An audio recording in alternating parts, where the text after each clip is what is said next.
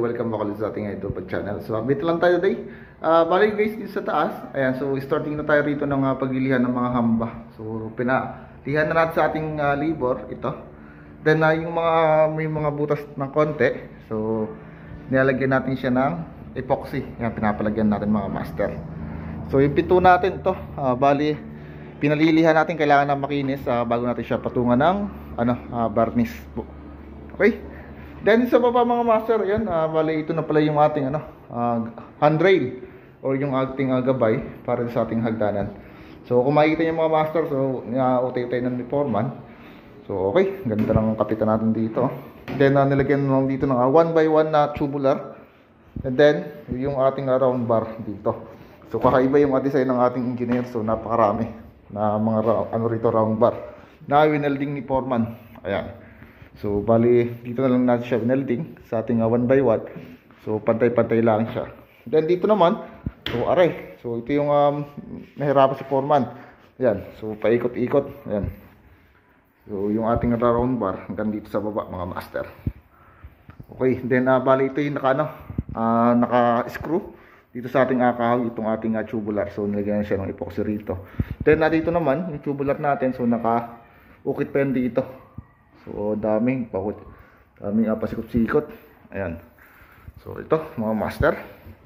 Then dito sa baba, so ito ay tapos na weldingan. Bali ito ay pa-primeran na lang. So dito kayo sa ating handrail, bali ito ay merong flat bar sa ilalim. So bali ito ay nakaukit na to rito. Ayan. So dito natin kinapit, then in-screw din for binutasan nila ang mga master. Ayan. So itong side naman mga master isa tapos na. So aray, dito. So fix na yung ating rito, tubular. So naka-screw na yan dito, naka-tox. Then dito sa mismong baba natin, so ito ay gumamit tayo rito dito guys ng 2x2 na tubular mga master. Okay. So ito yung ating step na. Okay, so ang ganda, ayos. Kakapit dito, kapitan. Ayan. So ito, okay. So bali lang ito mga master, after nito so mapinturahan. So na to, babarnisan na rin yung ating ating step dito. So bali yung ating madre, so kulay black. So ito ay kulay puti mga master ang maging kulay nito. Then dito naman, so ayan, bali tinatapos na rin dito, pinturahan yung loob natin sa baba.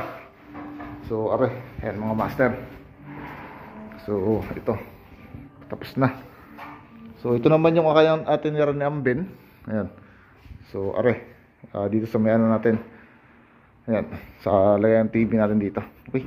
So malapit-lapit na mga master. Ayan, so makikita niyo yung paikot natin. Yung loob. Ayan, so tayo-tayo na natin siyang nabublo. So kinakatingan na ni foreman yung ating to sa biga. Kailangan na hindi sasahib sa ating ceiling. Right? Then dito naman mga master sa ating kitchen. So ito yung ating project mga master. Bali last time ay ni-grinder ko to para dun po sa ating cooktop. So saktong-sakto lang yung cooktop natin dito. Ayan. Then kanina, so are. So ito naman yung tinira ko.